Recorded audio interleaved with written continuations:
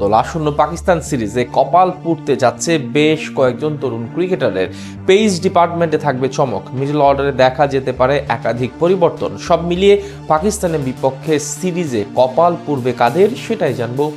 মার্চে 3 ম্যাচের one day series খেলতে বাংলাদেশ সফরে আসছে পাকিস্তান দল। দীর্ঘ 11 বছর পর ওয়ানডে ফরম্যাটে কোনো দ্বিপাক্ষিক সিরিজে অংশ নিতে যাচ্ছে উপমহাদেশের দল দুটি। এর আগে 2015 সালে বাংলাদেশ সফরে আসে আজহার আলীর দল। সেবার মাশরাফি বিন মুর্তজার নেতৃত্বে পাকিস্তানকে 3-0 হোয়াইট ওয়াশ করে টাইগাররা। সেই সুখস্মৃতি মাথায় রেখেই আগামী 11 মার্চ মিরপুরে সিরিজের প্রথম ওয়ানডেতে পাকিস্তানের বিপক্ষে মাঠে নামবে ফিল সিমন্সের শিষ্যরা। টাইগারদের জন্য এবারের এই ওয়ানডে সিরিজটি বেশ গুরুত্বপূর্ণ, কেননা 2027 বিশ্বকাপে সরাসরি খেলার যোগ্যতা অর্জন করতে হলে ওয়ানডে র্যাঙ্কিংয়ে 9 নম্বরে আসতে হবে লাল সবুজের পতাকাধারীদের। সরাসরি বিশ্বকাপের টিকিট কাটতে তাই বর্তমানে 10 নম্বরে অবস্থান করা স্বাগতিকদের সামনে সিরিজ জয়ের কোনো বিকল্প নেই। এরপর ওয়ানডেতে সাম্প্রতিক সময়ে খুব একটা ভালো ছন্দে নেই মিরাজ লিটন শান্তরা। সবশেষ ওয়েস্ট ইন্ডিজের বিপক্ষে ঘরের মাঠে 2-1 সিরিজ জিতলেও 22 গজের পারফরমেন্স নিয়ে স্বস্তিতে নেই দলটির খেলোয়াড়েরা। আর তাই আসন্ন এই ওয়ানডে সিরিজে দল গঠন নিয়ে চলছে জল্পনা কল্পনা, যেখানে ব্যাট হাতে ছন্দহীন জাকের আলী বাদ পড়তে পারেন টাইগারদের স্কোয়াড থেকে, কেননা ব্যাট হাতে সময়টা মোটেও ভালো যাচ্ছে না ডানহাতি এই ব্যাটারের।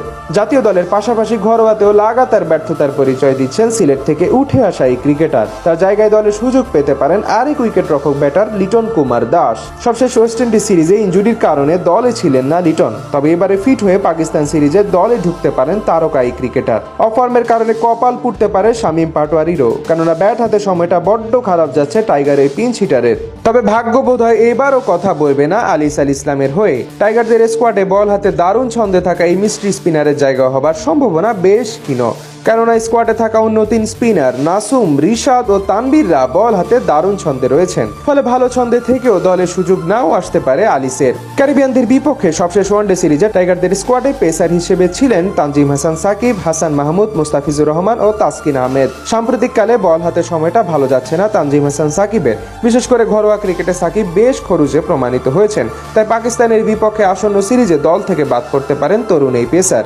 অন্যদিকে সময়টা ভালো যাচ্ছে না ঢাকা এক্সপ্রেস পেসার তাসকিন আহমেদেরও। নিজের ক্যারিয়ারে দারুণ সময় পার করা তাসকিন সাম্প্রতিককালে বল হাতে যেন বড্ড মলিন। ফলে আসন্ন সিরিজে দলে নিজের জায়গা হারাতে পারেন তারকাই ক্রিকেটার। তবে পাকিস্তান সিরিজে কপাল খুলতে পারে খালেদ আহমেদ ও রিপন মন্ডলের। বল হাতে দারুণ ছন্দে থাকা এই দুই পেসার যদি বাংলাদেশের বোলিং লাইনআপে যুক্ত হয়, তবে পাকিস্তানি ব্যাটারদের কঠিন পরীক্ষা নিতে যাচ্ছে টাইগাররা। সর্বোপরি পাকিস্তানের বিপক্ষে সিরিজে অতীত অভিজ্ঞতা ও কন্ডিশনের কথা মাথায় রেখে বলা যায় যে ফেভারিট হিসেবে মাঠে নামবে টাইগাররা। কিন্তু টাইগারদের জন্য দুশ্চিন্তার কারণ হলো এই যে তাদের ব্যাটাররা ব্যাট হাতে খুব একটা ছন্দে নেই। অফর্ম কাটিয়ে মিরাজ লিটন সোহানরা যদি ব্যাট হাতে জ্বলে উঠতে পারেন, সেক্ষেত্রে বাংলাদেশের জন্য সিরিজ জয় কেবলই সময়ের অপেক্ষা।